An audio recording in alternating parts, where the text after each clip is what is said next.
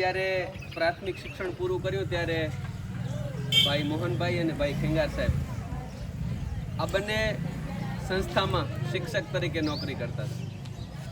આ બધા લોકોની શિક્ષણ જગતની કે શિક્ષકમાં નોકરી જોઈ અને અમને ઘણી બધી પ્રેરણા મળી। મારા મોટા ભાઈ હીરાભાઈએ અંજાર આહિર બોર્ડિંગમાં અનેક વર્ષો સુધી સેવા આપી ત્યારે એમણે પણ એમ જ કીધું કે ભાઈ ભલે આપણે આવા વિસ્તારમાં રહીએ છીએ પણ બોર્ડિંગ જ એક એવું પ્રાવધાન છે, એવી જગ્યા છે કે જ્યાંથી આપણા માટે આગળના દ્વાર ખુલી શકે। અને પછી બોર્ડિંગ શિક્ષણ શરૂ થયું અને ત્યાર પછીની યાત્રા ભગવાનની કૃપાથી સફળ રહી। એવા એક સમયના મારા સહાધ્યાયી મિત્ર જેની સાથે પહેલા ધોરણથી કરીને છેક સુધી ભણ્યા છે, લંગોટિયા યાર કહેવાય એવો મારો ભાઈબંધ અને શિક્ષણ જગતમાં આજે પ્રિન્સિપાલ તરીકે ધોળાવીરામાં એચ રાજા રહે છે। એમની પણ લાગણીઓ આ તકે વ્યક્ત એટલા માટે કે તેઓ પણ હીરાભાઈના સ્ટુડન્ટ છે, ખેંગાર સાહેબ ને મોહન સાહેબના સ્ટુડન્ટ છે, એટલે ચોક્કસથી હું પ્રભુભાઈને વિનંતી કરીશ કે આ તકે પોતાની લાગણીઓ આપણી વચ્ચે પ્રદર્શિત કરે। ભાઈ પ્રભુ સાહેબ। બધાને જય શ્રી કૃષ્ણ। સૌપ્રથમ તો ખાલી ચાવડા પરિવાર નહીં પણ આપણા સમસ્ત અહીં વિસ્તારનું ગૌરવ એવા ડૉક્ટર ગૌરવને ખૂબ ખૂબ અભિનંદન। ગૌરવની વાત કરીએ ને પહેલાં હું હીરાભાઈ વિશે બે વાક્ય કહીશ। શિક્ષણ જગત સાથે જે લોકો સંકળાયેલા છે એને ખબર હશે કે ભાવનગરની અંદર એક એવા શિક્ષક થઈ ગયા જેને મુછાળી મા તરીકેનું ઉપનામ મળ્યું અને મુછાળી મા એટલે ગીજુભાઈ બધેકા। તો હીરાભાઈ છે એ અમારા માટે મુછાળી મા છે, કારણ કે જે તકલીફમાંથી અમે પસાર થતા હતા, હીરાભાઈ વાત કરી આગળ મેચ છે કે શું પરિસ્થિતિ હતી એમ। અમારી પાસે જ્યારે ભણતા ત્યારે ખીચામાં 5 રૂપિયા નાસ્તા માટે જે દાબેલીના હોતા એ ન હોતા, એવા કપરા પરિસ્થિતિમાં જ્યારે ભણતા હતા ત્યારે આ છોકરાઓ જે બોર્ડિંગમાં ભણ્યા છે એને ખ્યાલ હશે। હીરાભાઈને આજે હું કહી દઉં, આટલા ટાઈમ નથી કીધું, હીરાભાઈને અમે બધા હિટલર કહેતા હતા, પણ એ હિટલર અમારા માટે આજે ખરેખર ખબર પડે છે કે હિટલર શાહી હતી ખરેખર તો અમારા પોતાના જીવનને વ્યવસ્થિત બનાવવા માટે થઈ અને એ બધા અમારા માટે થઈને પ્રયત્નો કરતા અને એ ખરેખર આજે ખબર પડે છે। હવે અત્યારે બધાને કદાચ ખ્યાલ નહીં હોય, મારો પગાર હીરાભાઈ 85,000 થયો છે અત્યારે। વિચાર કરો તો 85,000 પગાર એટલે પર ડે કેટલા રૂપિયા થયા એ મને કોણ આપે એમ। તો આજે ખરેખર હું એમને અત્યારે ધન્યવાદ આપું છું કે એમને કારણે।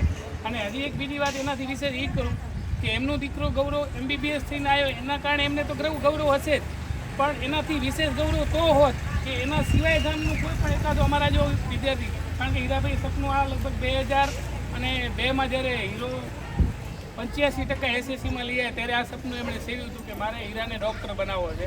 પણ એ સમય એવો હતો કે આર્થિક રીતે આપણે બધા જાણીએ છીએ કે કેવી પરિસ્થિતિ ખરાબ હતી અને એ ખરાબ પરિસ્થિતિના કારણે એમને એ જે હીરાનું સપનું સેવ્યું હતું એ આજે ભલે એ ફળીભૂત ના થયું પણ એના સ્વરૂપમાં આજે ગૌરવ જ્યારે થયો છે ત્યારે આપણને બધાને એનું ગૌરવ હોય એ તમને સ્વાભાવિક છે।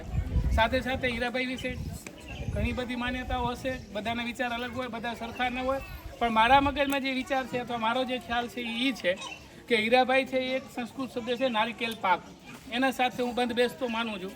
કારણ કે નારિયેલ જે છે એ હંમેશા બહારથી કઠોર હોય, એકદમ કઠિન હોય, તમે એને તોડી ના શકો, પણ જ્યારે એને તોડો ત્યારે અંદરથી જે મલાઈ નીકળે એવો નરમ સ્વભાવ પર છે। કારણ કે આ વ્યક્તિ જેટલો બહારથી કઠોર છે એ વ્યક્તિને હું 100% હું એમ કહીશ કે એ ખૂણામાં બેસીને રોયા છે, એકલા ઘણીવાર રોયા છે। એ પછી હીરો હોય, મુકેશ હોય, પ્રભુ હોય કે ગામનું કોઈ છોકરો હોય। હમણાં જ વાત કરતા હતા, નાનજીની વાત કરવા અમે બેઠા ત્યારે નાનજી બેતરા જ્યારે બોર્ડિંગમાં ભણતા હતા ત્યારે હીરાભાઈ પાસે રજા લેવા જાય કે સાહેબ મારે મેળામાં જવું છે, એટલે હીરાભાઈ ત્યારે એને માર્યો હતો મેળાની રજા લેવા માટે થઈને, પણ હીરાભાઈ એ પણ કીધું હતું કે મેળા તો તમે પછી માણી શકશો પણ પહેલાં જે આ કામ કરવાનું છે જેના માટે તમને બોલાયા છે એ કામ તમે કરો।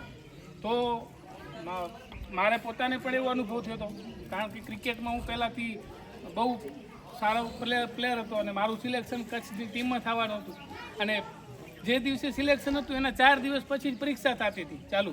મારું સિલેક્શન થઈ ગયું ને મેચ આવી 4 દિવસ પછી, એટલે મેં હીરાભાઈને વાત કરી, હીરાભાઈ મારે સિલેક્શન થઈ ગયું છે ને જવું છે. એટલે હીરાભાઈ ત્યારે મને બહુ કઠોર લાગ્યા હતા.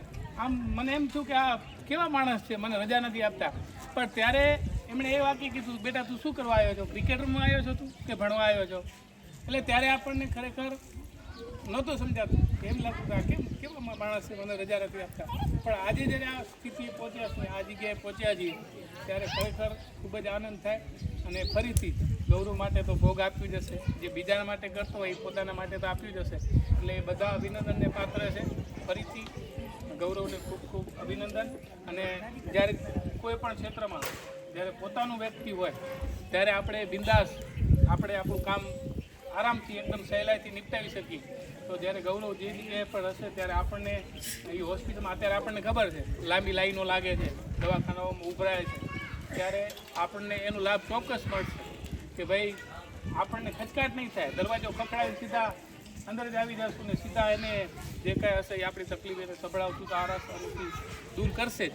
એટલે ફરીથી આખા ગામ માટે ખૂબ જ ગૌરવપ્રદ ક્ષણ છે. અને એના માટે હું ફરીથી હીરાભાઈ અને આખા એમના પરિવારને ખૂબ ખૂબ અભિનંદન આપું છું. અને ડૉક્ટર ગૌરવને ખૂબ ખૂબ શુભેચ્છાઓ. આગળનું એનું જીવન છે એ ખૂબ જ સેવાકીય રીતે પસાર થાય. જે પિતાશ્રીના ગુણ છે એ જ ગુણ સેવાના ભાવથી એમનામાં ઉતરે એવી અભિલાષા હશે.